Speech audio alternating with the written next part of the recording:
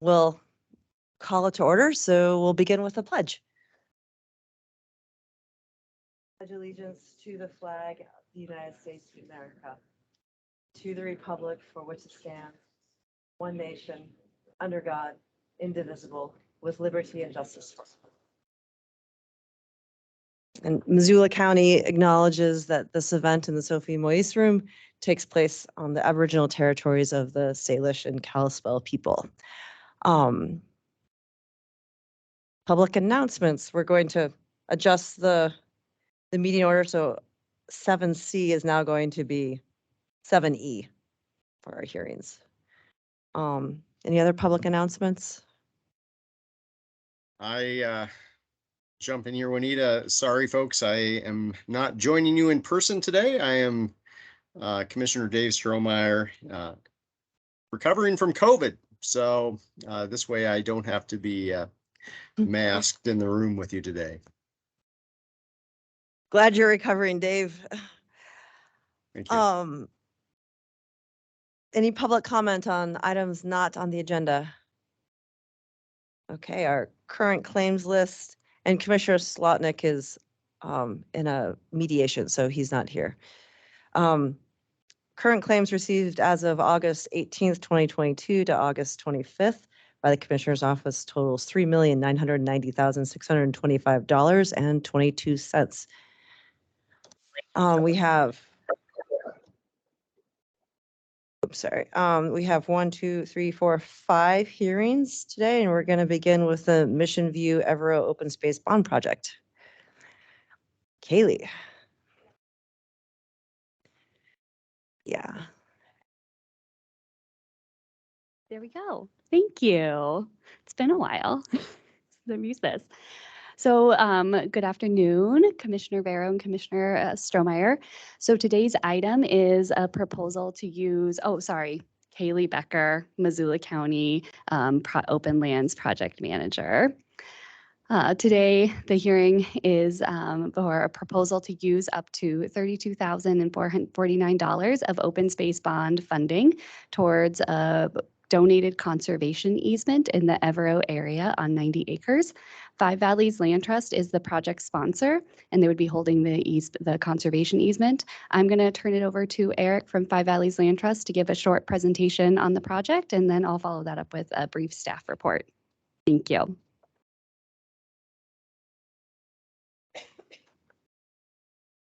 Thank you, Kaylee.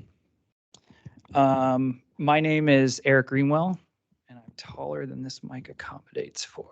No, I'm a project manager with Five Valleys Land Trust, and I want to thank Commissioner Vero and Commissioner Strohmeyer for your audience today to talk about this project. The project in question is this is going to be a donated conservation easement. The landowners, one of which is in the room today. His name's Gary, and I want to thank him for coming as well. The landowners want to donate the conservation easement to Five Valleys Land Trust. So we're talking about a donated conservation easement on 90 acres that are located just east of Evero off of Mercer Lane. That's the county road to access the property. If you could hit the next slide for me, just to sort of locate us, this is a vicinity map, which sort of shows the context of where the property is located. It's the 90-acre piece there in the center, and it's surrounded by lands that are held by the tribe, the state of Montana, and then there's also a conservation easement that Five Valleys already holds, and the purchase of which was funded by the Open Space Bond Program, and that's the Hayes Evero Conservation Easement, and that's the sort of diagonal line property there on the map. And I think it's also important to note, and I'll talk about this in a second, that those lands extend to Forest Service lands as well. Can we hit the next slide, please? Thank you. I just want to, at a high level, touch base on some of the conservation values that I think advance the goals of the Open Space Bond Program. The wildlife habitat and native plant communities category, I think this project definitely advances those goals. The tribe was involved, the Department of Natural Resources with the tribe was involved in identifying some of the key species. There, a reach of Finley Creek goes through the property, and that contains a pure population of West Slope cutthroat trout. It's also grizzly grizzly habitat, and the landowners will tell you at length all the other great animals that they have seen there, including elk and bighorn sheep, and the list goes on. In terms of water quality, the one thing I just wanted to call folks' attention to is in the Flathead Reservation Comprehensive Resource Plan, they identify residential development and strip development in the Evero area as major issues affecting air and water quality, cultural resources, and wildlife habitat. And so this conservation easement would limit development to one residential unit on the whole 90 acres. And so that speaks to the goals of water quality. It is a working landscape. I've been impressed with the landowners' forest management techniques. It's in the properties in the ecological condition it is today because of their great management of the forest. They also raise hay and have raised cattle. So it does speak to the sort of cultural goals of the working landscape as well. In terms of the public values, this property is located in the Missoula County Planning Region. The Montana Fish and Wildlife, the statewide Wildlife Action Plan identifies it as a Tier 1 terrestrial focal area and has been recognized as having significant fish and wildlife communities that are in greatest need of conservation. And the Flathead Reservation Comprehensive Resource Plan also says that land subdivision and development continue to diminish wildlife habitat. So in terms of public values, I just wanted to call those out. Could you hit the next slide for me? Thank you. And I just wanted to highlight this one last map. In working with the OLC, they reminded me that there's an additional category called unique conservation values. And there's two in particular I want to call out. One is that this property is located within the traditional boundaries of the reservation, of the Flathead Indian Reservation, and it was sold out of ownership through the allotment process in the 1920s, out of tribal ownership. And so this would protect and meet some of the goals of the Flathead Reservation Comprehensive Resource Plan. And the tribe submitted a letter of support that I think speaks for itself in terms of the importance of this property being conserved to the tribe. The other important or unique conservation value I want to call your attention to is the fact that this, while it's 90 acres, connects a lot of other larger portions of protected property that are managed for wildlife habitat. And so what you're seeing is not just 90 acres, but a corridor for wildlife and a connective piece in that tissue. And so I just wanted to call attention to that as well. If we could go to the next slide, please. And this last slide is the budget and sort of underscores the request for $32,049. Through the course of this, I know that the OLC and county staff has recommended funding this project at $26,300. And so I just want to take this opportunity to plead my case for the full $32,049 if the commissioners decide to fund it at that level. The two points I just want to make are that, you know, when I originally spoke with the county staff about adding one in particular line item in here, and that is staff time, direct staff time related to completing the transaction. They had told me, you know, the reason for adding staff time was to increase the pace and scale of conservation in Missoula County. I want to speak to that point. I want to say that when the landowners originally came to me and said that they wanted to donate an easement, there's a saying in land conservation work that no low-hanging fruit is low, even if you think it's low. And the reason that is because it costs money. If we're going to acquire a conservation easement that we're going to protect forever into perpetuity, we really need to do our due diligence. And that's why you see a cost of $32,049, because we do extensive work on the front end to make sure that the conservation easement is sound and that we can protect those conservation values for the public benefit into perpetuity. So it is a price tag.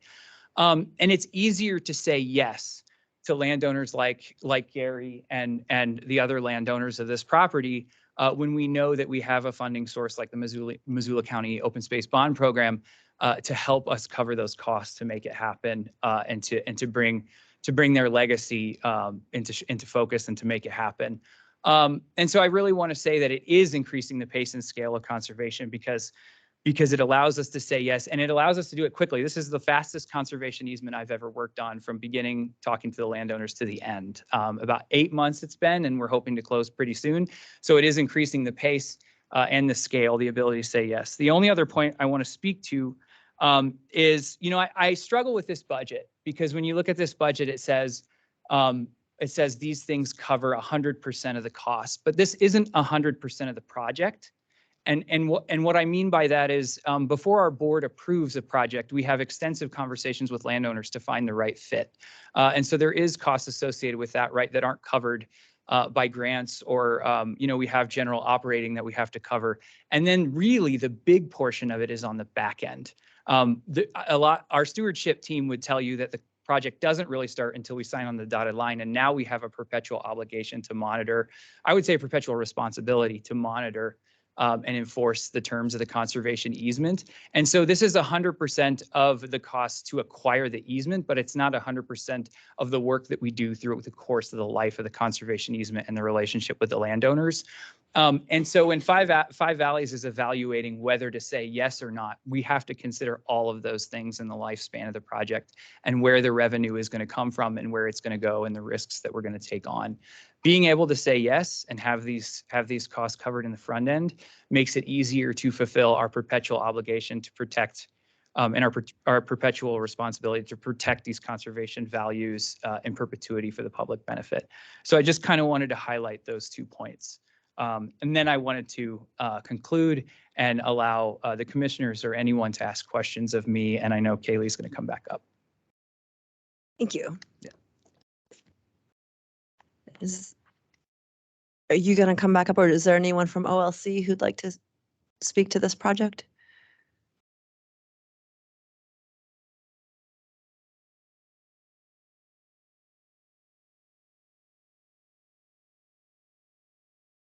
Ron Slater, SCHLADER. I am a member of the Missoula County Open Land Citizen Advisory Committee.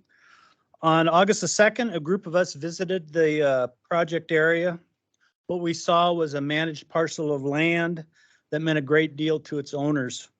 It's heavily timbered and is ideal as a wildlife cover area and a great wildlife travel corridor. We met as a committee on August the 11th and discussed the proposal in detail. We all agreed the parcel more than meets the intent of the taxpayer-approved open space bond. Therefore, the Missoula County Open Land Citizen Advisory Committee highly recommends approval of an expenditure of up to $26,300 in 2006 open space bond funds for a donated conservation easement for the Mission View Evero Open Space Project. Thanks, Ron. Gary, would you like to?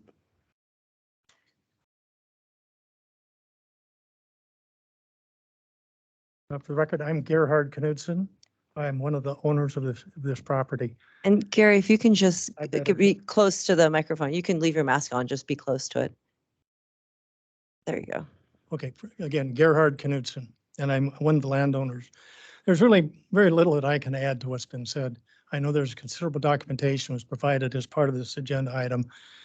I just really want to thank the Open Lands Committee and the members of the tribal natural resource staff that reviewed the project in a very thoughtful and thorough manner. I guess all I can say is I appreciate your consideration of our request for this money, and also that we're going to be able to have some land that's in perpetuity and is protected. And that's all I have. Thank you. And Kaylee? Okay. Thank you. I'll just follow all that up with a brief staff report.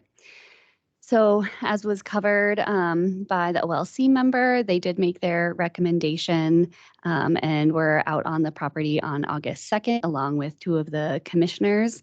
And then the OLC members completed their evaluations of the project based on criteria adopted by the Board of County Commissioners via Resolution 2007-40. And they ranked the project highest in terms of wildlife habitat and public values.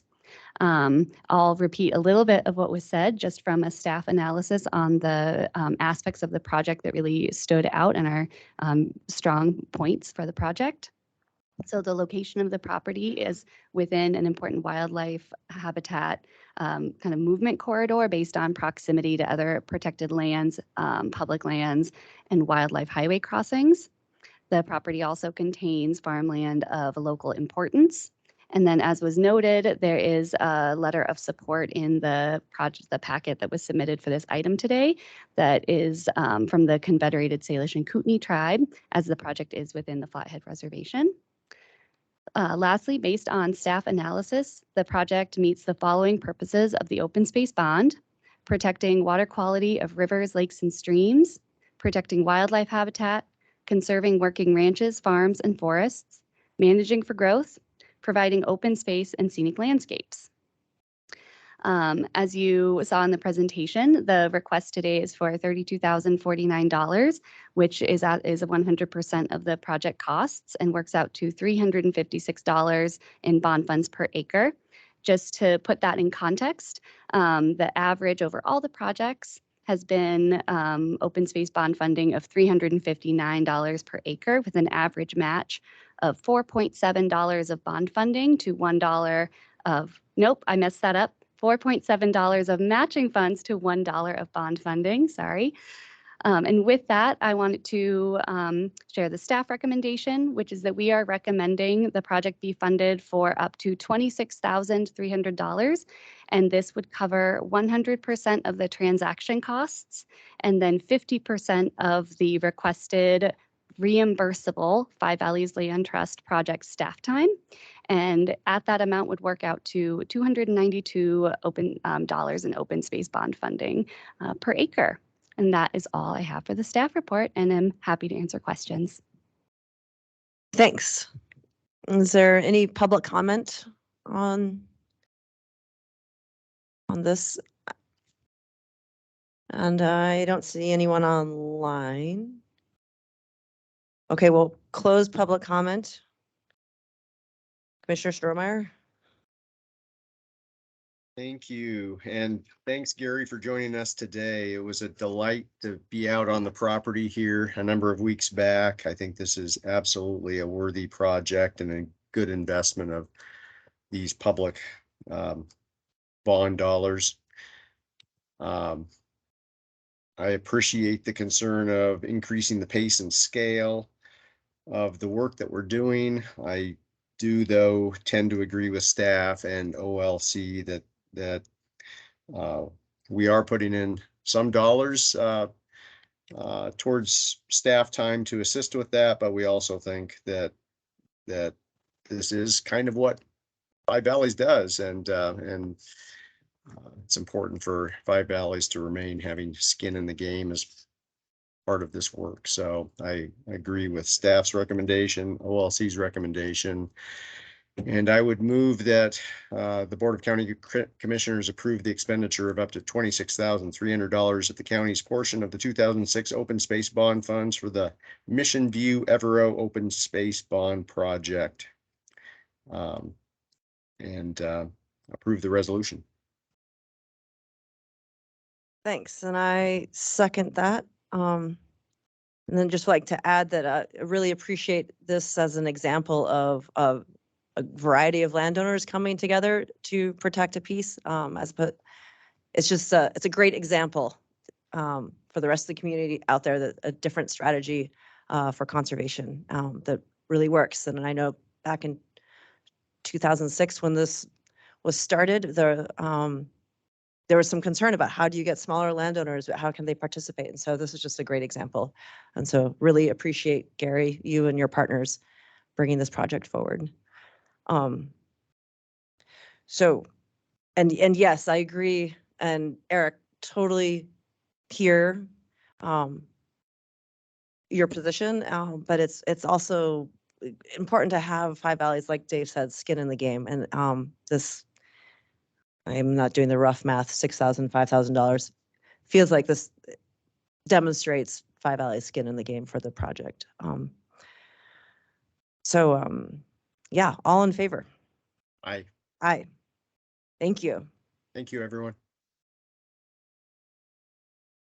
Okay, next up we have Running W Ranch Covenant Amendments. And I've been dying to know, with Running W, is this the piece of equipment or is this a brand? Because I have an old Running W in the barn, and I just was really wondering where the name came from. Honestly, I'm not positive on that note. Maybe Jamie, the rep, might know more than I. I see her popping on and shaking her head no. Okay. It's a sketchy piece of equipment that I've never used, and I've just, yeah, stuff that my grandfather used on horses, and I wouldn't want to do it. Sorry, Jamie, go ahead. Or Nick. Yeah, no worries. Yeah. I'm going to start my PowerPoint here, and I'm going to give a brief presentation. Pops up. All right, so this is the Running W Ranch Covenant Amendment. This is a request from Track 2 COS 6492 LLC, and the representative is WGM Group, and Jamie is on the line here for the questions after the staff report. Just giving a quick background on the subdivision. It was approved originally in 2005 as a 318 lot subdivision with multiple phases. Phases 1 and 2 were filed in 2008, and then there were various phasing amendments that changed the phasing schedule, but ultimately phase 2A was filed in 2021. Phases 3 through 11 remain unfiled. At the time of approval, it was approved with a plan variation overlay to the base CRR3 zoning district. And this just provided varied the side yard setbacks and other setbacks within the district with the base of CRR3. And then phases 3 through 11 were recently rezoned as part of the broader Missoula County zoning update project. The phases that were already platted, so phases 1 and 2 and phases 2A, those have remained as legacy districts with the CRR3 planned variation overlay.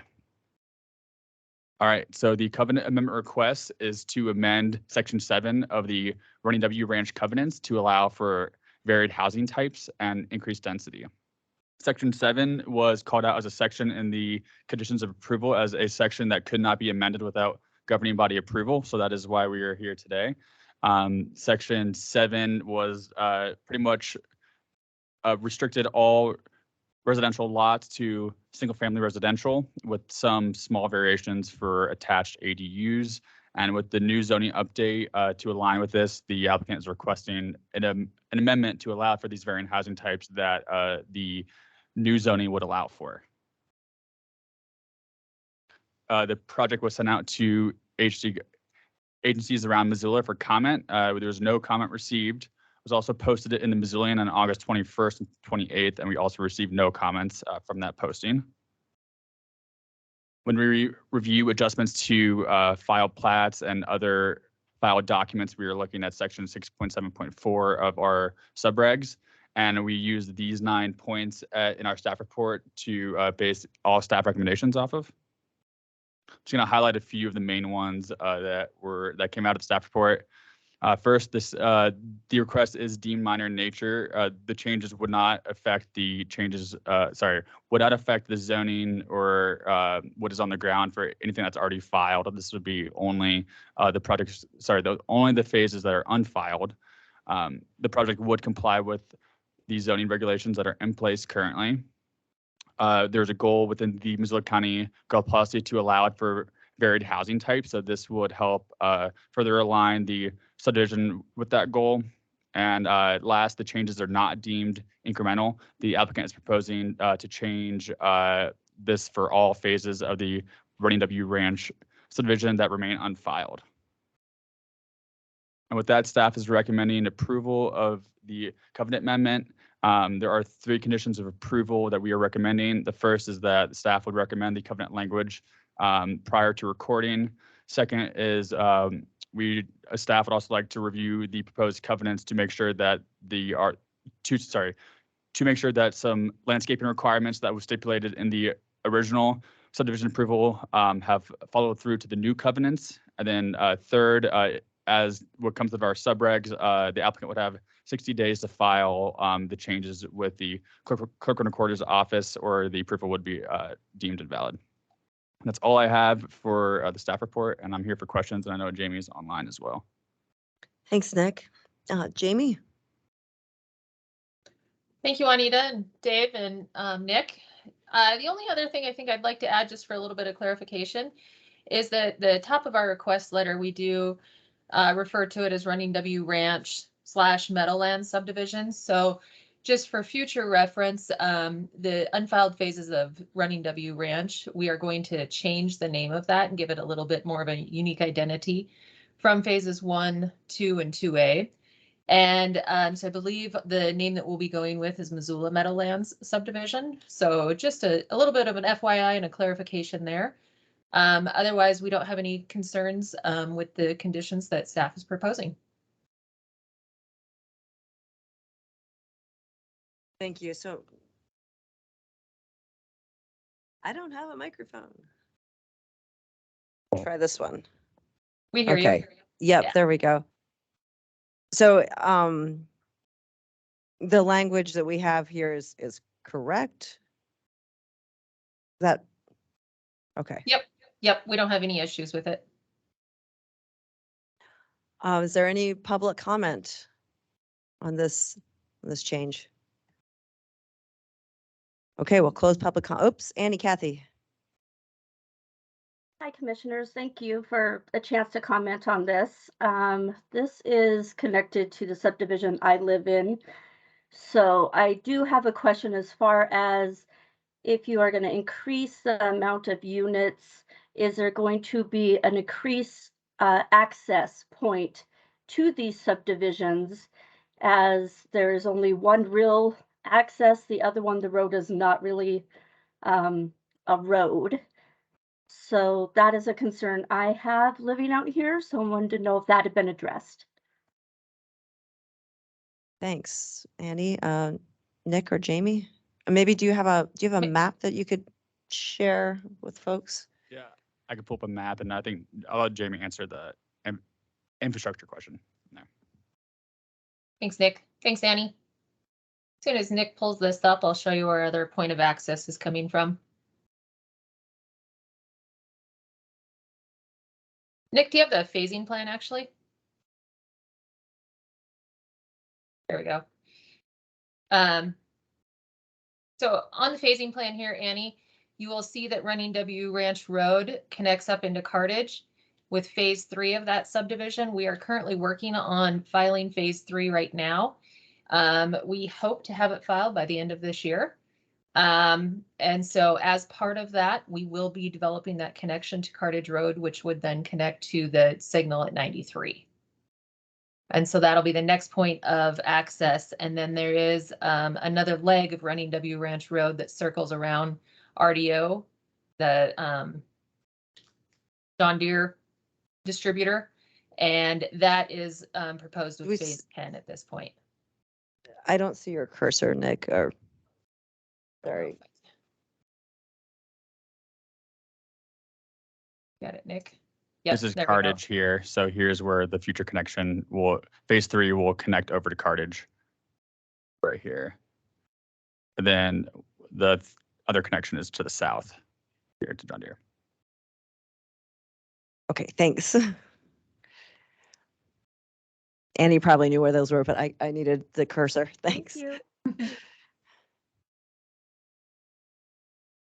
Any further public comment? Okay, we'll close public comment. Strohmeyer. All right, if we could queue up the motion again.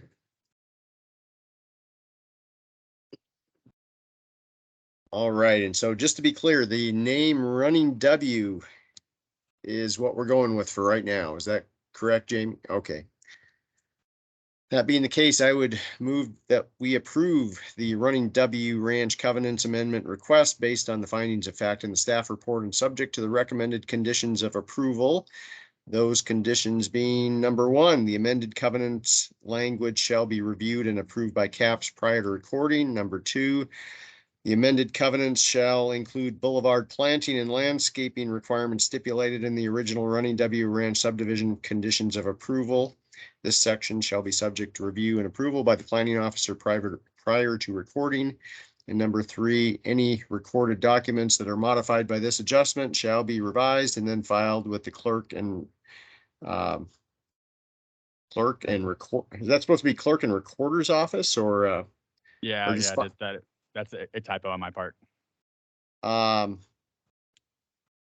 and filed within 60 days of the governing body's approval. The approved adjustment shall be void if the applicable documents are not filed within 60 days of approval. Second with a recorder correction. Any further discussion? All in favor? Aye. Aye. Thanks, Nick and Jamie. Thank you. Thank you, commissioners. Thank you, Nick. Next, we have Patrick Swart with first hearing for road abandonment petition.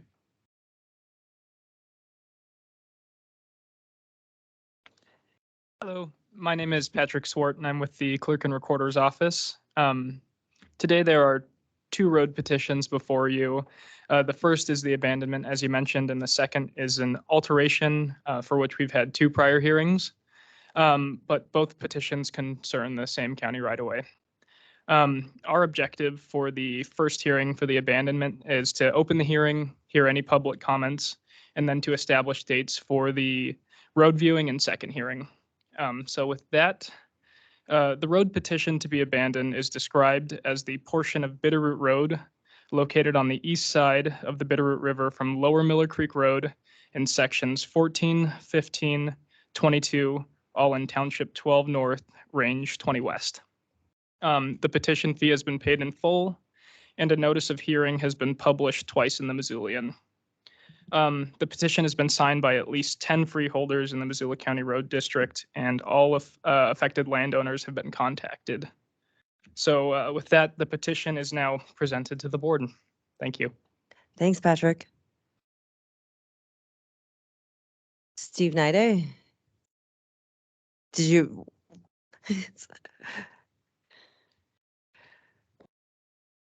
Yes, Commissioner Merrill. Steve Nide, Surveyor's Office. I'm actually going to defer to Violet because she's been doing the heavy lifting in terms of scheduling all of our hearings and viewings. So, we do have just a couple dates that I'll provide to everybody. So this is the first hearing for the new petition to abandon the right-of-way. There will be a road viewing with Steve Nide and Commissioner Vero on September 6th, Tuesday at 3:30, meeting at the intersection of Lower Miller Creek Road and Haugen Drive. Following that, the second hearing for this new petition to abandon is going to be the September 15th public meeting. It will be hybrid like this one. So here in the Sophie Moise and over Microsoft Teams.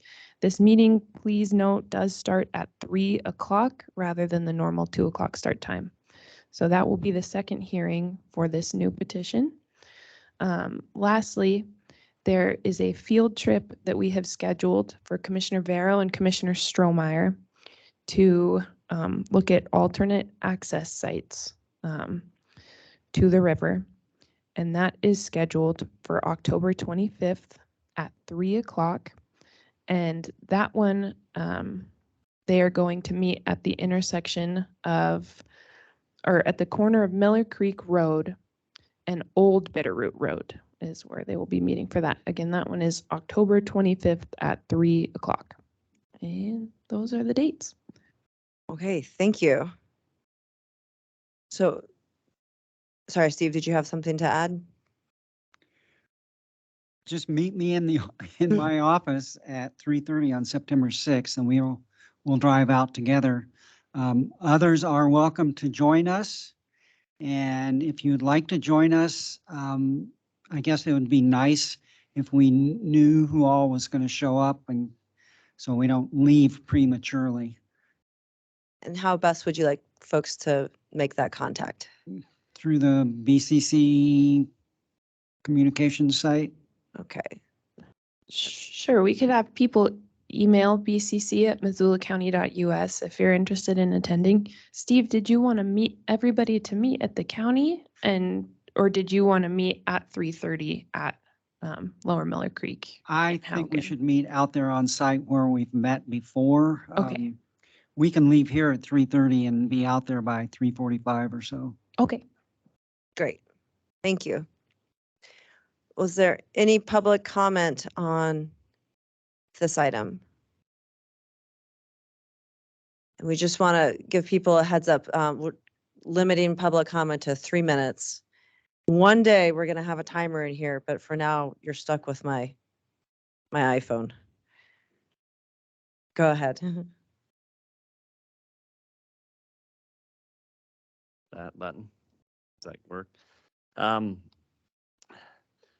here in support of the new petition brought in front of you to abandon the unused county road known as 1867 GLL Road that crosses our Oxbow Cattle Company property in section 14 and 15 of Township 12 North and Range 20 West. I just want to make a few points about this road. We know for a fact for the past 26 years, this unused road that cannot be located has had 0 members of the public using it. The only access across the land to the river and FWP parcels has been by permission from Artie Doris or us. Therefore, this is not about moving public access to the road that goes through the heart of our ranch, but creating a new one. One could even argue that the public has not used this road for 150 years.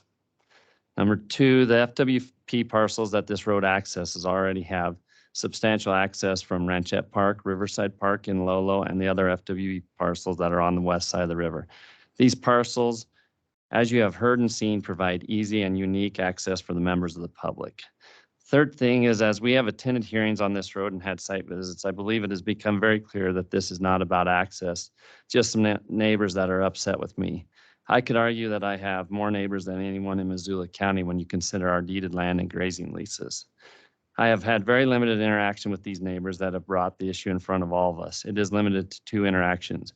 One ironically has to do with access, as they are upset that I allow hunters to access our land through the FWP block management program. And 2, we moved our fence line to the actual property line. By moving the fence to our actual property line, we gained about 10 acres of land for our business and also made sure that the 5 Valleys land conservation easement boundary is clear and not at risk. We gave neighbors a year's notice, which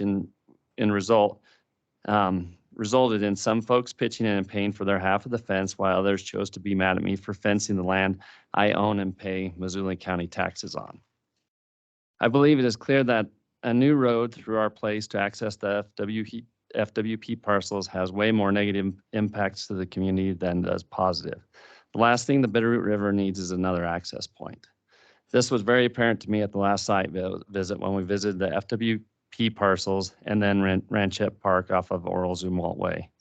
The FWP parcels had wildlife on them, and the riparian vegetation was healthy and grew all the way to the water's edge. When we got to the Ranchette Park, it was dirt paths, fenced trees to protect them, and people to the water's edge. I even picked up some trash on the ground. That view pretty much summed it up for me.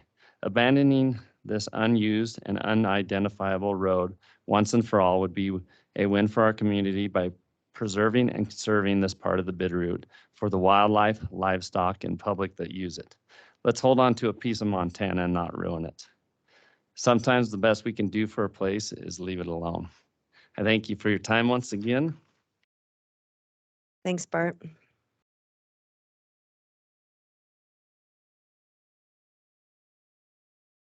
Any other public comment on this petition?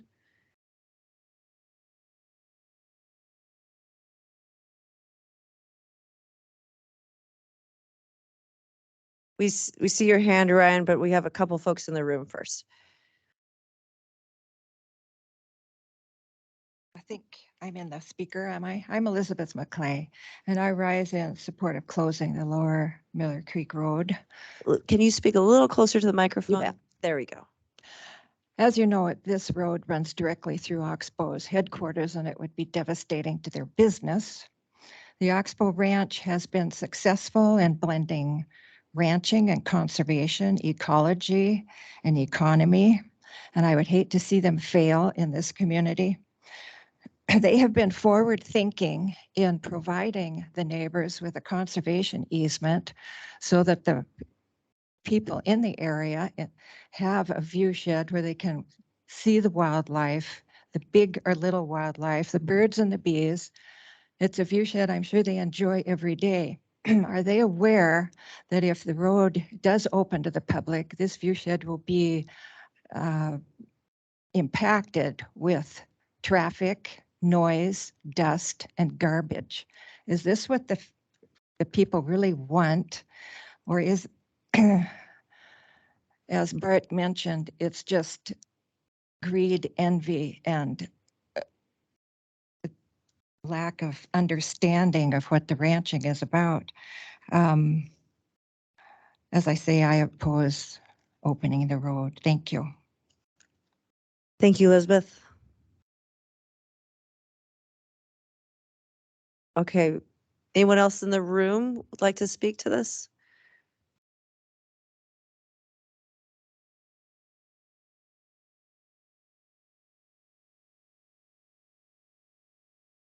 My comments, Oops. is that better?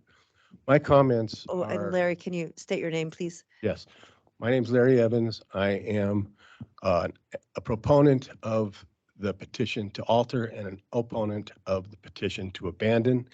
The petition to alter may be proven moot, and the petition to abandon may be proven unnecessary, given some facts that I have found in looking into this. So, without further ado, and I apologize if some of my comments appear to be offensive, that they're not intended to be.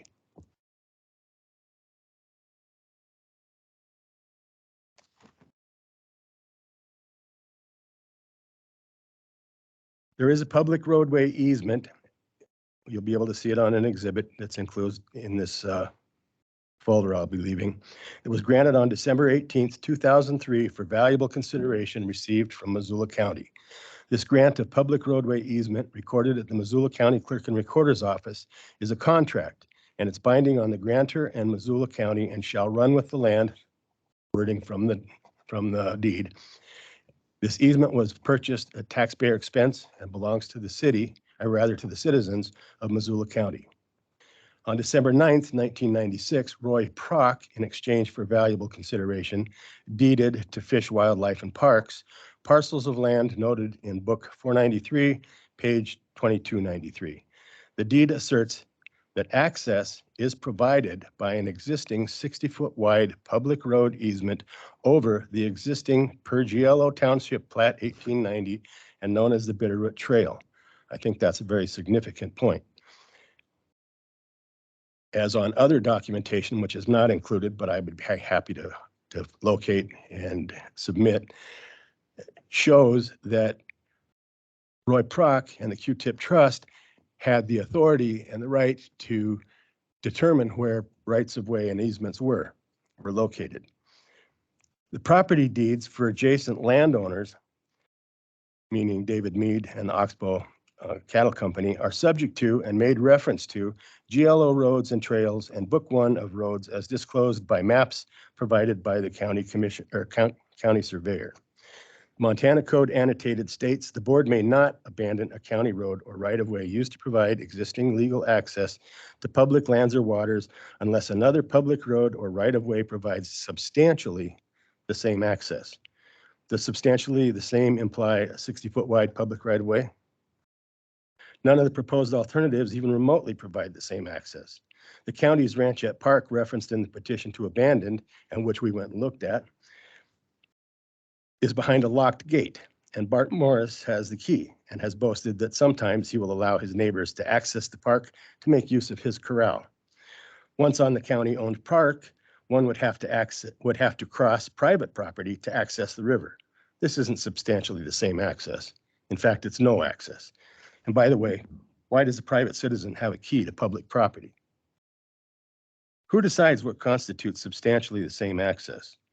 If the county commission assumes the right to abandon, they may be subject to lawsuits wherein they would have to define and justify the criteria by which substantially the same access was determined. And 30 seconds, Larry. Okay. Will their justification stand scrutiny, or might it imply a pre-existing bias in favor of one party and based on some other consideration? My last question, by what right can the Board of Commissioners abandon property purchased at taxpayer expense and gift it to a private citizen? And that wasn't an accusation, that was a rhetorical question.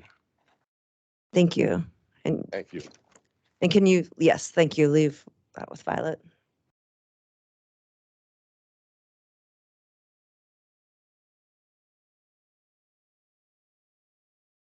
My name is Dave Mead. We own the property near the river. My wife, Marilyn. Dave, I'm sorry, you have to get really close to that Okay, microphone or is that stretch better? it up because you're tall. There you go. Okay. I won't address the issues in the petition since they're clearly stated. Larry did not mention the access point out of Lolo, which is a pretty wide and public access there as well, which isn't very close upriver from where we're talking about now. But really the point I wanted to make is something on a little different note. And I would like to ask the simple question of where is the justice in a scenario where families can save their entire life to purchase a piece of property, and in some cases acquire building permits from the county and then build a house where the title companies did a total search in all these cases and came up clear, although as we all found out later, they're not required to acknowledge GLO roads. In fact, unless you're a surveyor, it's almost impossible to find any evidence of them. So where is justice served in a situation where all of a sudden a 150-year-old potential public easement to a road that may or may not have existed, and there's no evidence been able to found on multiple days and hard effort in the field by the county surveyors, and this road all of a sudden pops up and threatens the entire piece of property that they own and would completely ruin it for them if it was actually put on the ground again. Even though there's no guarantee it ever was there and there's no evidence of it, if it was put in place, those properties, as far as those owners of the ones I know, ourselves included, would be completely ruined. The question of where the justice in this is simple. There isn't any. That is a very old, 150-year-old antiquated deal. There's lots of laws on the books that shouldn't be there. We all know that. And some of them shouldn't apply in certain situations. And in this case, there is no greater community good for leaving that easement in place. It would not benefit that particular part of Missoula at all to have that in place, as Libby McClay so well pointed out. And so I asked you commissioners, when you're looking through this, to consider these aspects. And I appreciate your time and effort in this case. Thank you very much. Thank you, Dave.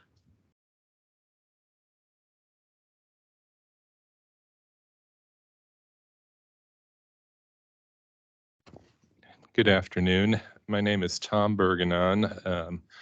I'm here on behalf of Big Hill Property LLC, which is neighbor to David Mead and Oxbow Cattle and one of the affected landowners, and also one of the petitioners for the petition to abandon the county road right of way.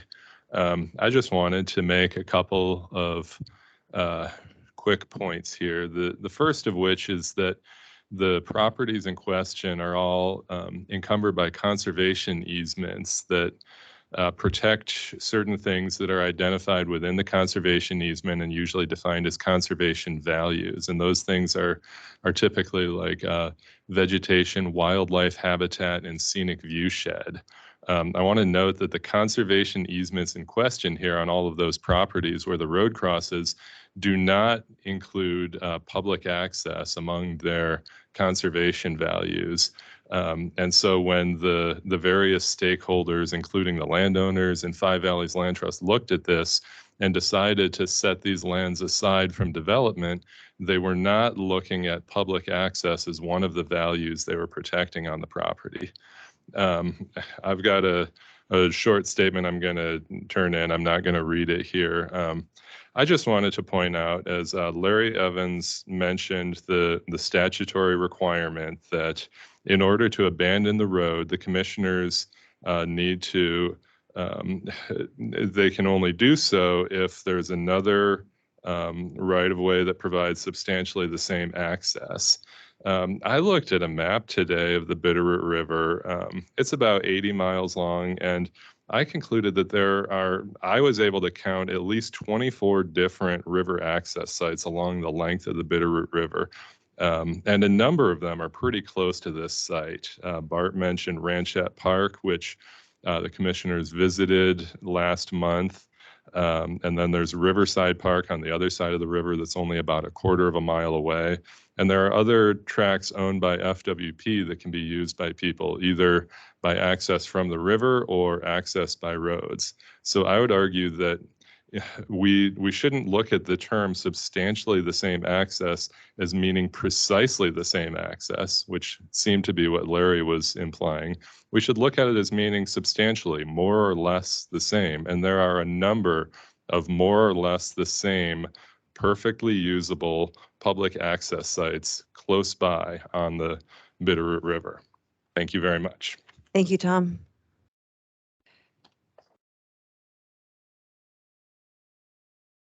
I would just like to jump in and mention that it is the county's intention to explore anything that is remotely could be considered substantially the same.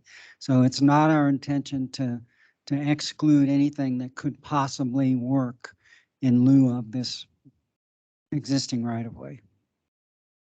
Thank you.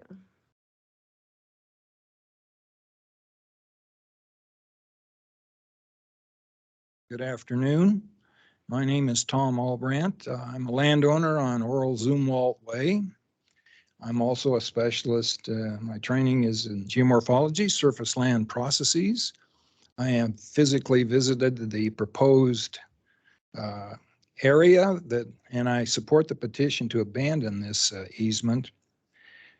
This is a floodplain, 100-year floodplain that most of this proposed road would go through, and I had submitted previously a number of examples of the damage that would occur by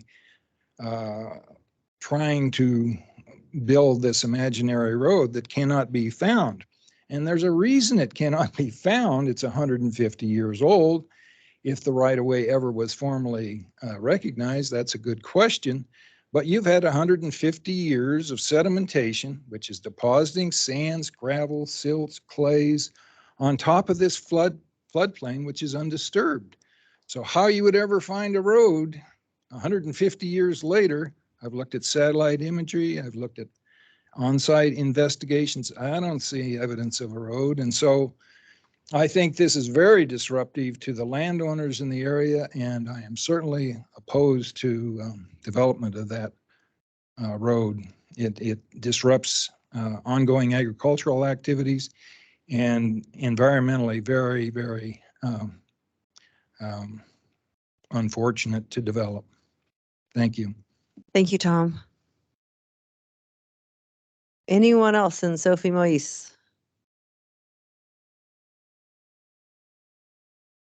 Okay, it doesn't look like we have anyone in the room. So Ryan Salisbury. Hi there. Good afternoon, commissioners. Sorry, I'm calling in remote. I had to be in Bozeman today, so I appreciate the hybrid option for this meeting. I'm here as one of the petitioners in favor of vacating the Bitterroot Road, and I object to the proposed relocation of the Bitterroot Road. In my mind, the Bitterroot Road is essentially a lost road that was used very rarely back in the day, maybe not at all back in the day. I say this because there was never a bridge built across the river. So that means that this GLO road could have only been used when river flows were low enough to cross with a wagon or when the river wasn't frozen. Taking this lost road and just moving it to the nearest most convenient location is wrong, in my opinion.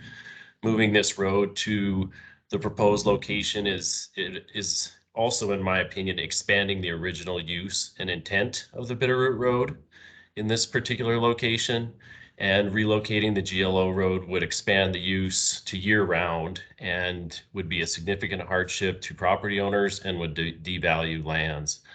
The right thing to do is to formally vacate this historic lost road. And I also find it interesting that in the last public hearing, we heard a lot of the petitioners that want to see the GLO road relocated complain about hunting in the area and disruption from hunters and whatnot.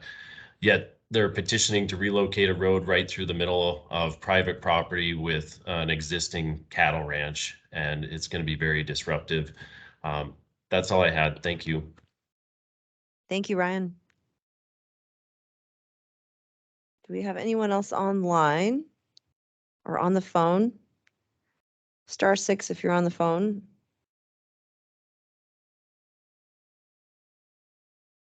Okay, we will close public comment.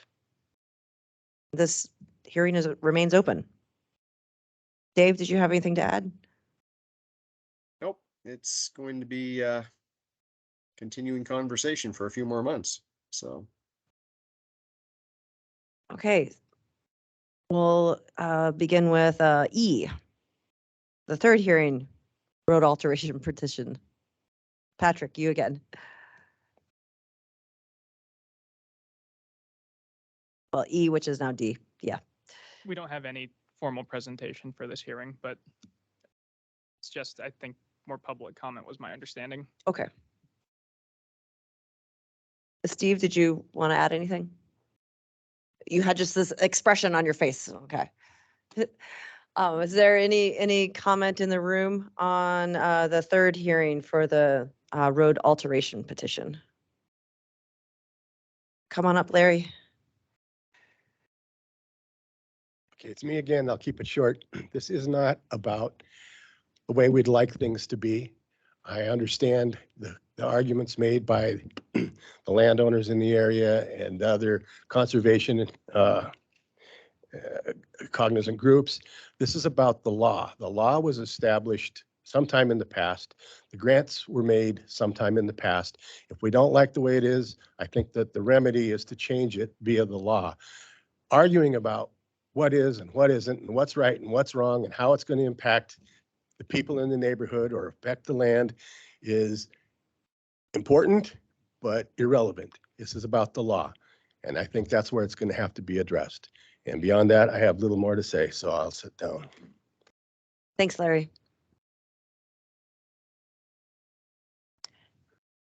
Anyone else in Sophie Moise? Okay, anybody online? Okay, we'll close public comment, but the hearing remains open.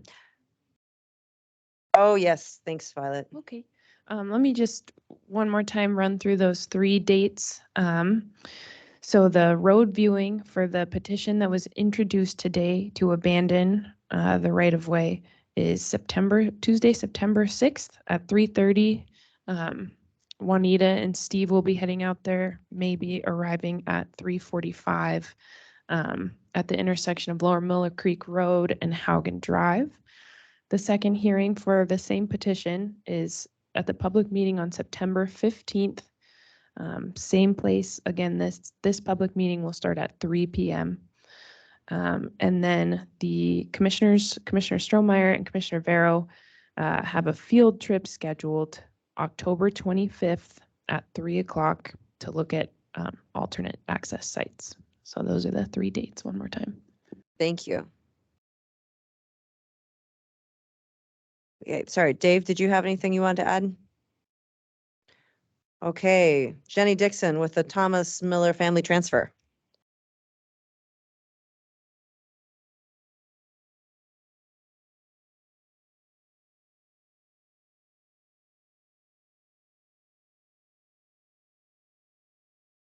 Good afternoon. Thomas Miller here. Thanks for letting me come a little later. Great. I got great. my blood drawn and I'm all good. Well, actually, Tom, I think what we're going to do is we'll do a staff presentation first, and then the applicant will speak, and then public comment, and then we'll go with you. You could have spent more time getting blood drawn, right? It'll be quick. Thanks, Tom. I'm glad you made it here today. So for the record, my name is Jenny Dixon with the Planning Department. And this is a family transfer request from Thomas Miller, represented by Montana Northwest, to divide a tract, a 280-acre tract out in the East County area. I'm going to give you a vicinity, a general vicinity. So Kind of out in the middle of nowhere, huh? So it's up Kramer Creek Road to, and then there's the Ashby Creek Road, Camas Springs. I would say it's Camas Creek Road to Camas Springs. Kramer's on the other side. Oh, you're coming in from I-90? As you get in from I-90. Yeah, you bet. Just kind of giving locational references for the commissioners and anyone in the public to how you might get there, generally speaking, from familiar locations like I-90. So it is north of I-90 and as seen on this map, south of 200. But I think the most common way to get there would be I-90, Kramer Creek and Camas Springs. So 280 acres. Mr. Miller would like to divide this using the family transfer exemption to gift 80 acres as shown here to his adult daughter, Carly Rose. And that's shown with the C on the western tract there, 100 acres, and then gift 80 acres to adult son Joshua, shown with the J, and then propose to retain tract 3, remaining tract for Thomas. This family transfer request did not elicit or flag any of the rebuttable presumptions or general evasion criteria. However, we did note a little bit of confusion in the application states that Thomas resides on this property. And in my reading, I assumed that meant he resided in the yurt that is shown on Carly's property, Carly's tract. But in doing a little more research, and Mr. Miller, you may be able to speak to this in a moment. It appears that Mr. Miller resides in Patty Canyon and, I presume uses this property for recreational purposes, and the yurt is there for his use. With the division, that yurt will be on Carly's property. And it remains to be seen whether her intent is to live in the yurt or construct another home. But the property, if divided as proposed, would create 3 tracts, 1 for each child, 1 for Thomas. And commenting agencies did not have any concerns about it. Staff is recommending approval. We did discuss this with the commissioners for just a few minutes on Tuesday. And I think we do have some questions for Thomas that I would like to ask before we turn it over to you and your agent for discussion. So if you wouldn't mind, yeah, would you come up to the podium? And if you could please state your name for the record. And Thomas Miller. Thomas Miller, thank you. We just have a few questions to ask. Did you buy this property with the intent of dividing it? No. And I would note for the commissioners that this property was purchased initially by Mr. Miller in, let's see. October 17, I believe. October 2017, there was a quit claim to T.E. Miller 3 LLC. That was my property LLC, yes. Yeah, and then back to Mr. Miller individual in the last couple of months. Correct. So for all intents and purposes in Mr. Miller's ownership since October 2017. Do you or your transferees intend to transfer your property within the next year? No. Do you intend to reside on the property? No. How is the property used? It's recreation. I go there and sit by Camas Creek. It's my therapy just to hear a little babbling brook. Gotcha. Have you talked to anyone in the county about going through subdivision review? No. Do you expect that the transferred tracts will be developed? No. Will the recipients of the property plan on residing on the property at any point? Well, those are my young kids. One's in college and one just graduated from college. Okay. They visited and liked it. I'm more or less looking at, I unfortunately got cancer and my life expectancy has been shortened. And so I'm just trying to put ducks in a row. What my kids want to do with it, they don't even know they're getting it. So I can't answer for them in the future. Okay, You know, I don't suspect so that we like it. okay, It should be just, hopefully remains the same. okay. All right. I would just point out for the commission that the application states, in response to the question, what is the purpose of the boundary line relocation? It is intended to gift land to Thomas's daughter and son in an effort for estate planning and provide Thomas's children with the potential to have a home next to Thomas. The existing home will remain as the residence of Thomas Miller.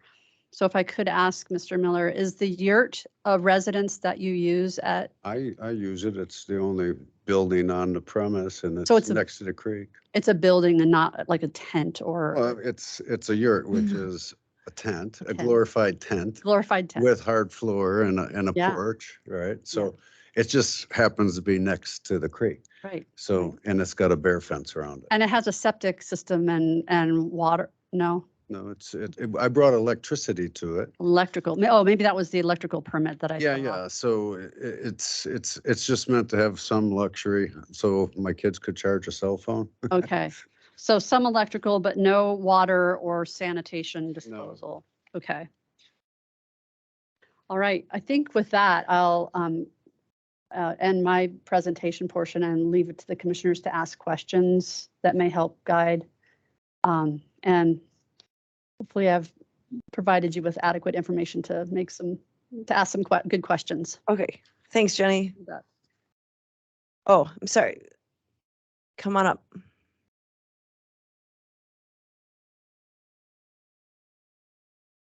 While he's doing that, if I would I could just make a note that, and Ken, maybe you could address this. In the application, there is a wastewater treatment system inspection report for a pit privy, perhaps. And so that's why I guess I thought there was, and there's a septic. Outside the bear fence. Okay. Okay. So there's a septic. It's a pit toilet, right? Okay. Yes. Yep. Okay. That is in use, or when you're there, that's what you use, or are you? Yep, yep. Okay. Sorry, Ken, go ahead. Thank you. For the record, Ken Jenkins with Montana Northwest Company. First, I would apologize for the confusion created by the application, which is sort of geared toward residential use, residential questions, that sort of thing. This is truly recreational property. The likelihood of anyone living on any of these tracks year round, it's right at the top of the range pretty much between the Blackfoot and Clark Fork valleys. And I just want to point out too that when we started looking at this, I spent quite a good deal of time with Thomas. I don't want to say agonizing, but the configuration and trying to equalize, be fair to both children and what they were getting, it did play a part in how this is configured. And the other thing, like each of these tracks, what I was impressed with is each of them has a special place that the family likes to go to, where maybe there might be other recreational living quarters like a yurt, or maybe it's just a tent, I don't know. But anyway, no, there's this isn't really an intention to create year-round residential.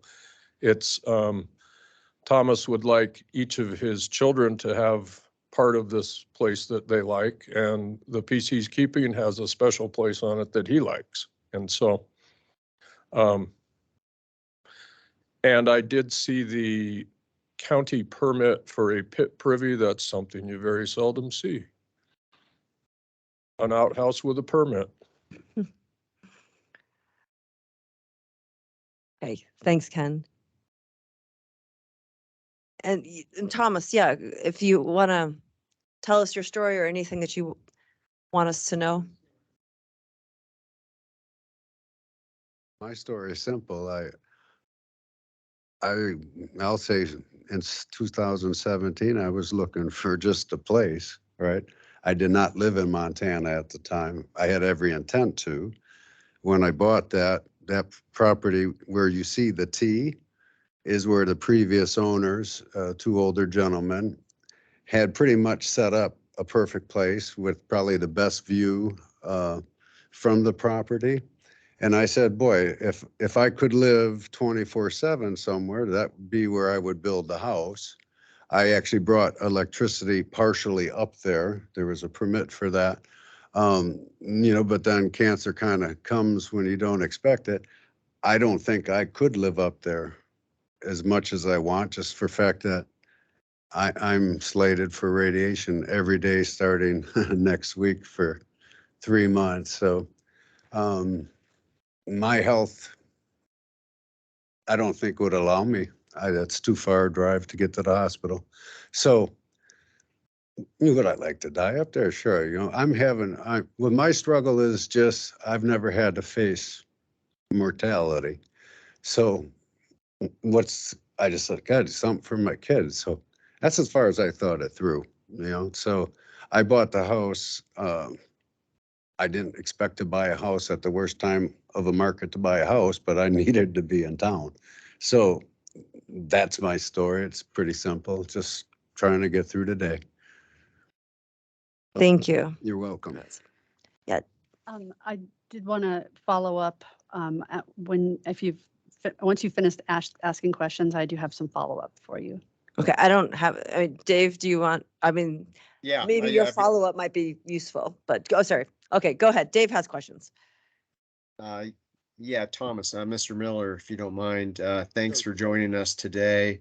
So this is a little bit out of the ordinary in that typically for family transfers, our approach has been to look for evidence that someone would actually be in it for the long haul. And by that, I mean that the transferee, the party to whom the property is being transferred, in this case, your kids or another family member, will likely reside on the property. So it's not just immediately flipped. Part of our hesitation in agreeing to family transfers where there's not that evidence, as we've seen instances, particularly with younger children, oftentimes minor children, who end up with the property and it absolutely did not turn out the way it was presented to us. And shortly, not that long after the transfer occurred, it's under another use that makes it clear that the children will never live on that property. So that's what we've typically tried to avoid in the past. So anyway, my question, Thomas, is did you ever contemplate just doing a split such that you gift each of your kids 50% of the parcel, or just, in other words, just split it in half as opposed to retaining a parcel for yourself here? Well, the parcel for myself, assuming I get through the next 2 years, I still kind of want to live up there, right? So I would prefer my kids not live there. It was meant for me to recreate. I don't want to see houses on the property. I don't even think I'd want to see another yurt. I was looking for an equitable way to divide the property so I had something to give to my kids for recreation. If my kids live there or not, I don't, that's not for me to say. I'm just hoping to see this through, and then I think I've done my job as a dad, right? So all I can say is I'm sorry that's not what you or your experiences were in the past. I don't know what your experiences are in the past, and to me, that's my dream right there, the picture. So it's in your hands. So ask other questions, because that one to me is not really, I don't know, it's not ringing high in my life, right? What has happened in the past. So can you rephrase? I don't know what your Well, concern would be with such a Well, thing. my concern is that these parcels get gifted to your children and that they quickly, and you've even indicated yourself, you don't have a clear, they don't even know that they might potentially be the recipient of these parcels, and you don't have a clear vision of whether or not they would actually want to hang on to this property. And that's precisely what we don't want to do in a family transfer, is set it up so that it's just going to be flipped over and yeah, your kids might garner the proceeds, but that's not what this family transfer exemption is intended for. And I agree entirely. If I were you, this sounds like a fantastic place to reside, but the concern is that we're simply going through the subdivision process at a significantly lower cost than what most folks would have to go through, and it's not going to end up in the intended situation where the children are going to be residing on the property. Well, they live in another state, and I'm not going to be presumptuous enough to say the kids do what you want them to do. Right now, I'm just happy to get them through college, right? So Yep, I'm with you there. yeah, so I that's about as far as I thought this through. Nope, I understand. Thank you. And maybe maybe we have some additional information from staff who'd like to share with us. Yeah, Yes. go ahead, Jenny. Thank you. So in the last couple of days, I feel like the information in the application did not accurately reflect the situation, and that we drew conclusions and made findings and drew conclusions and made a recommendation based on information that was Prior to, close, but and we may have found differently and perhaps even recommended differently had we known that there was that there was, when I saw the yurt and saw that in the packet that he will remain in the home, my assumption was that's his home, he's going to live in it still. And so I think That's my place to recreate. This whole thing about residing, what is it in Montana? I'm a Wisconsin boy. You know, my parents had a house, and then they had a house on the lake that we got to go to in the summer, a few weeks out of the year. My intent for this property is for recreation. I would like to live out there. I don't know if I can, right? So I guess I'm in a different mindset. What you all have to deal with in the past is not, to me, I never even given some thought to. You know, but to say that, boy, I have to know if my kids are going to live there. right, we're just kind of talking about this tool of a family transfer and how this tool is designed to be used.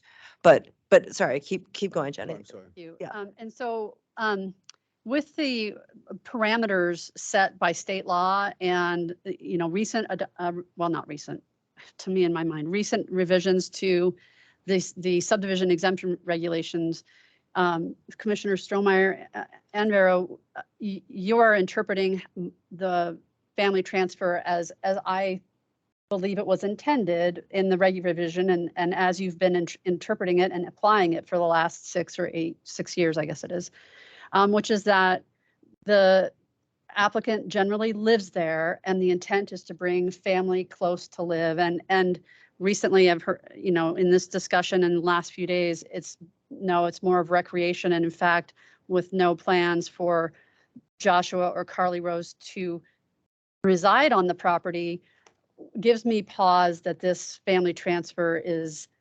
not as presented in the application, and our findings and conclusions may have been different. And so I put that out there for you to, you know, maybe we go back and we rework this as a, you know, to do an estate planning where you gift recreational land to children can happen through a court order. Or what would it, like a conservation easement do to, if you don't want this land to be developed and that's your dream? I mean, is that just too big of a process, or like what? It's just outside of the purview. It's not the, Okay. of my department and also of any kind of exemption, anyone can ask for, seek a conservation easement for protection. You know, after and a conservation easement is placed on the property, there may be less interest. Or let me, after there's a division of land, there would be less interest probably on the behalf of any conservation organization to put a conservation easement on it. Because it's So- too small. Because yeah, and it's but I can't say that for sure. The time to pursue that would be before dividing the land, I would think. But again, that doesn't achieves the conservation mission that Mr. Miller's talking about, but it doesn't achieve this division of land. But what I'm hearing the mission really is to create a recreational space, which they already have and don't necessarily need to divide land to do that. Yeah, so that's what I'm wondering. Do we want to pause this and then you and Ken talk this through a bit more and present us with the exact dream or vision or? I think there's a difference of interpretation, you know, and talking with Ken and hearing Mr. Miller's ideas that they want to have separate tracks for recreation. I don't think that that's going to change.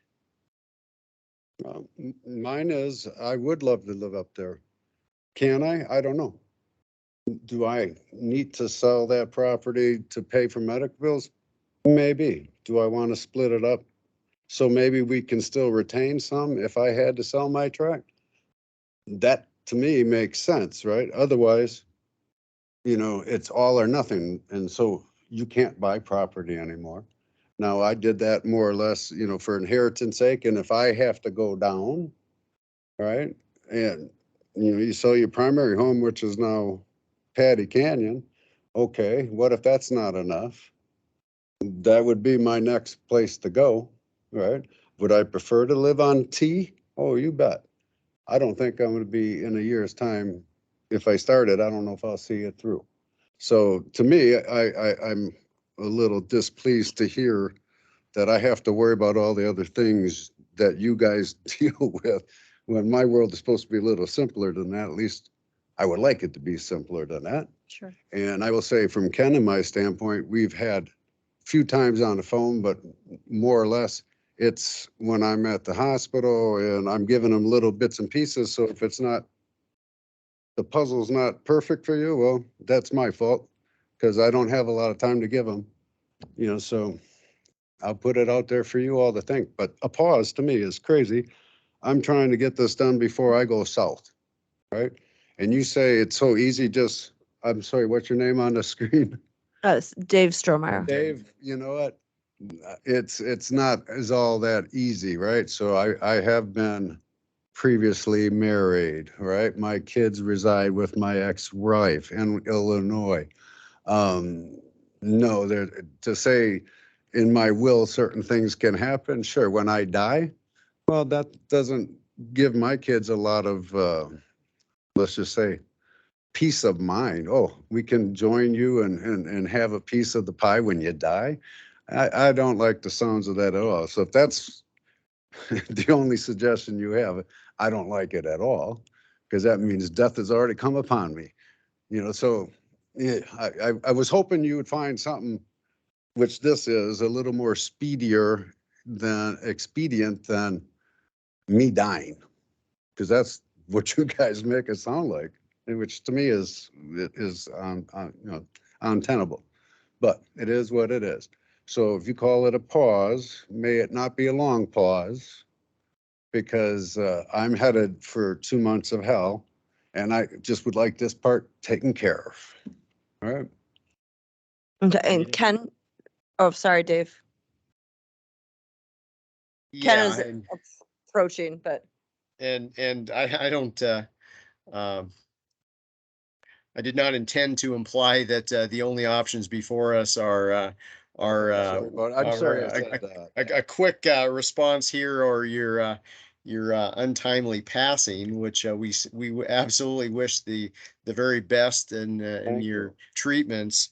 What I am trying to say though is that there is a way to achieve what is on the screen here by way of dividing the parcels and a way to do so that is more appropriate to the sort of situation that you've outlined, keeping your options open to, yeah, maybe you will find yourself in a position where you may need to, for financial reasons, sever off a portion of this and take your parcel and sell it. But that is not the intent of the state law that pertains to family transfers, and that would fly in the face of how we've applied this tool in the past. So that's all I'm saying, is that what you can see on the screen can be achieved.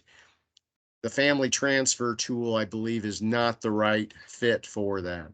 Yeah, but I gotta tell you, so I tell them, my kids, hey, listen, we're gonna Actually, make, can you get a little close to the microphone? Yeah. I'm gonna tell my kids, hey, we're gonna put plats of survey together and you gotta plant houses here and then you can have a family transfer. That seems a little illogical also.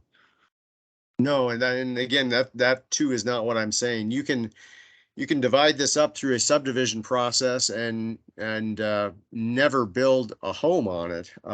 But it's the process that we're talking about here, is that if you go through the process of a family transfer, we want to see a commitment that someone will be dwelling on it. If you go through the subdivision process for a minor subdivision, it makes no difference to me whether you ultimately end up building on it or using it recreationally, but that is the appropriate process to go through. Ken?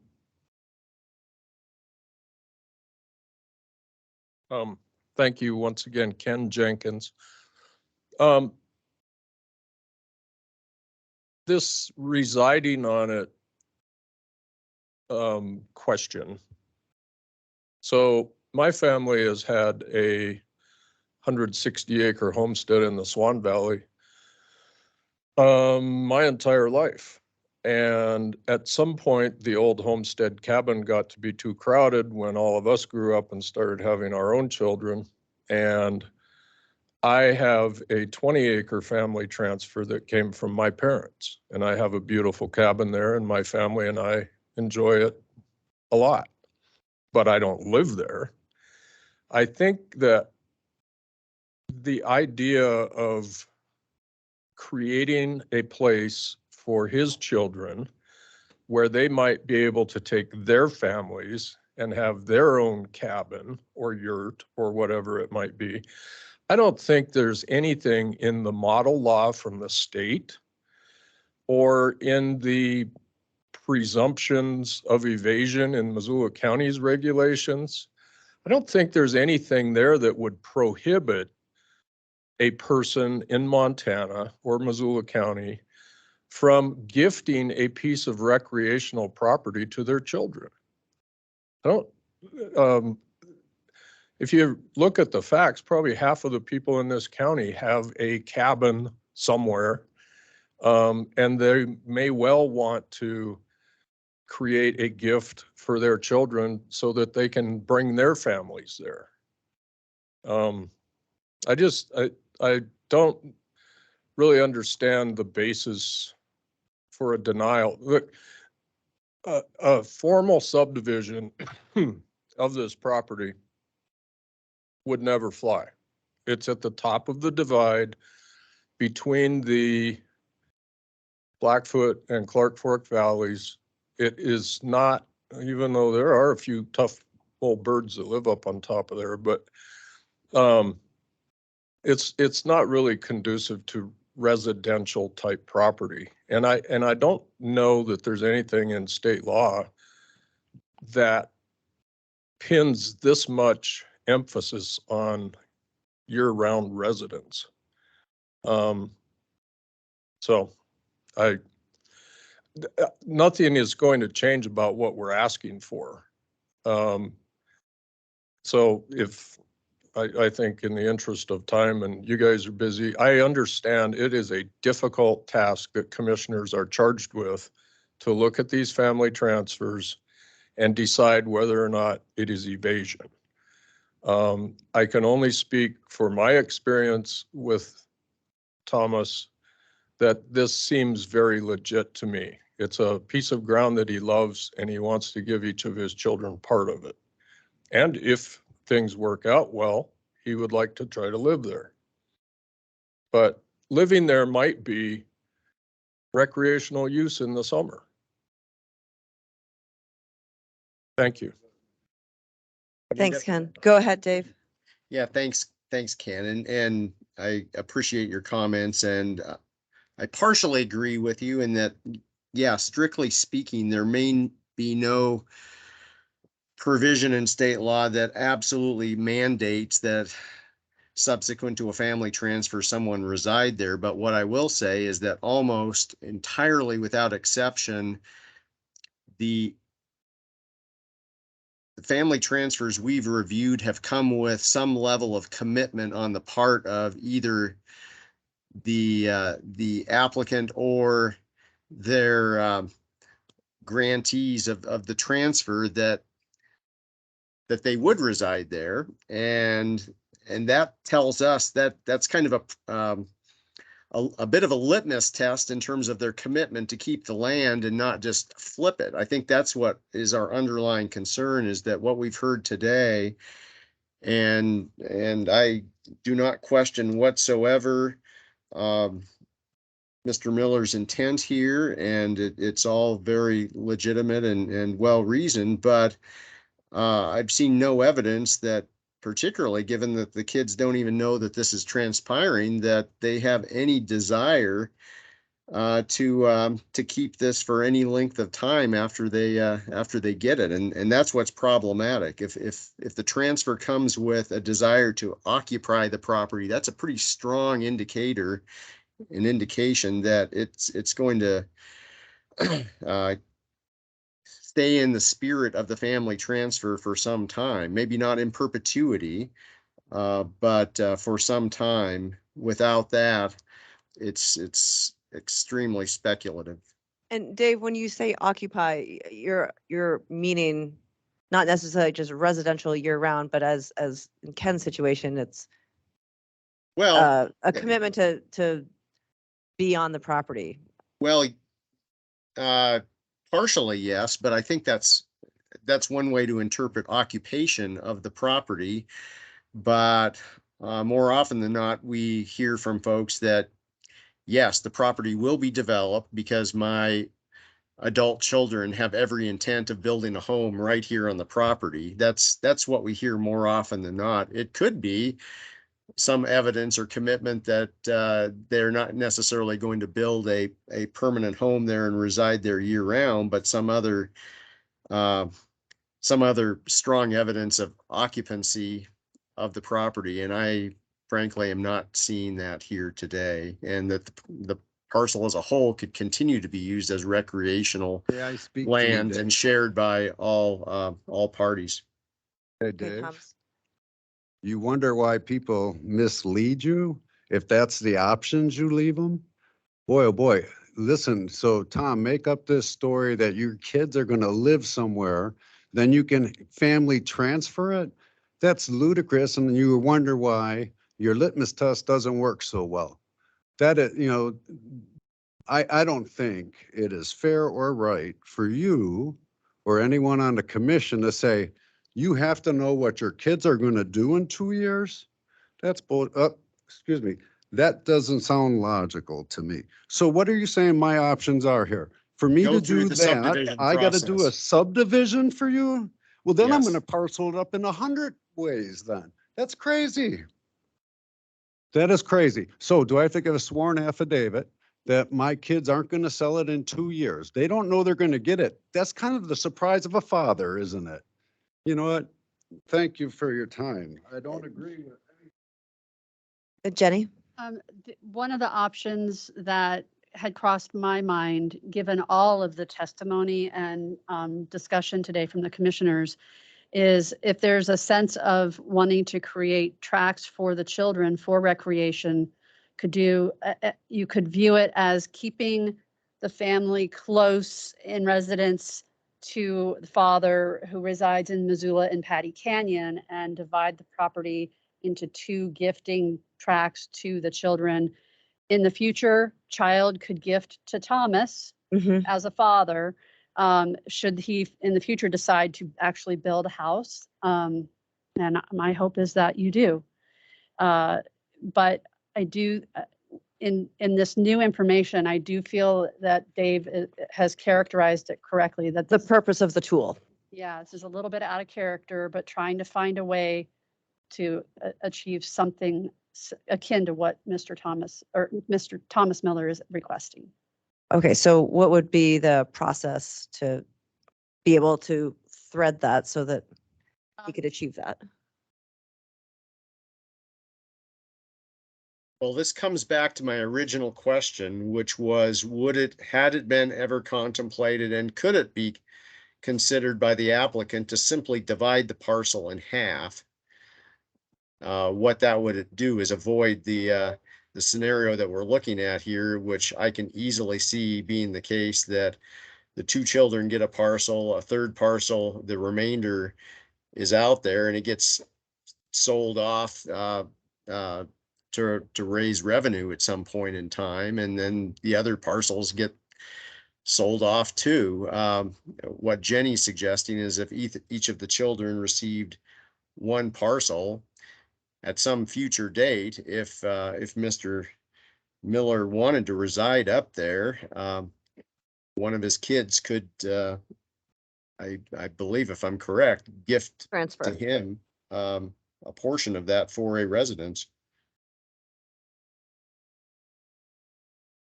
And in the interim, they retain the ability to use the entire property as is. recreationally.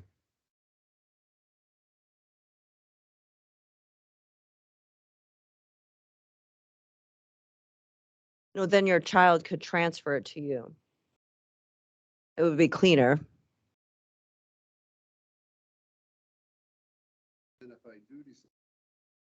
Oh, yeah, sorry, come up.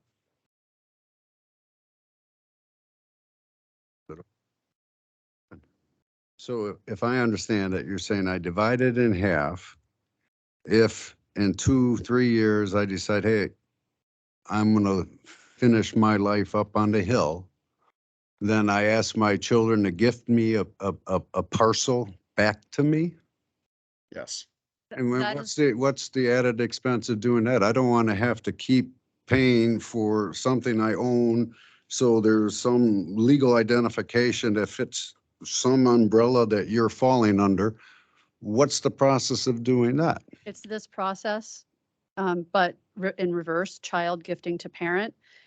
There's another option that, again, not knowing your situation or your wishes, where you wouldn't, there's the opportunity to build multiple dwellings on these tracts without even creating land divisions. So, gifting to your two children is really gifting them their own tract, which by the discussion here today doesn't even necessarily seem like that's their goal, is to have a tract. They certainly can come up and they could even build homes on this property, assuming you get sanitation approval, without having to have separate tracts. So that ability does exist right now for you, your daughter and your son to have homes on this property without creating these tracts. So I think the commissioners are trying to, and we're all trying to explain that in a way. It gets very complicated, but that you can do that. Creating these tracts sets up a scenario that the county is trying to avoid, has been trying to avoid through these family transfers, not trying to prevent you from enjoying your land up there. The options would be to come back and do a family transfer from whichever child, and create a tract out of that parcel that you've gifted to that child, or you don't necessarily need to create a tract and you could just build a home, or you could just use it for recreation. But that doesn't seem tidy for equitable division of what I own to my children. That now puts me 100% under them, which is not what any parent wants to be, under their children. But that's you're saying is my option. Right.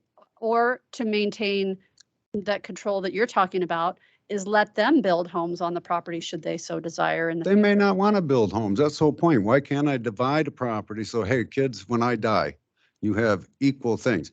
What's under T, per my for my will gets divided equally amongst them, Right. right? Okay, but that's after I'm dead.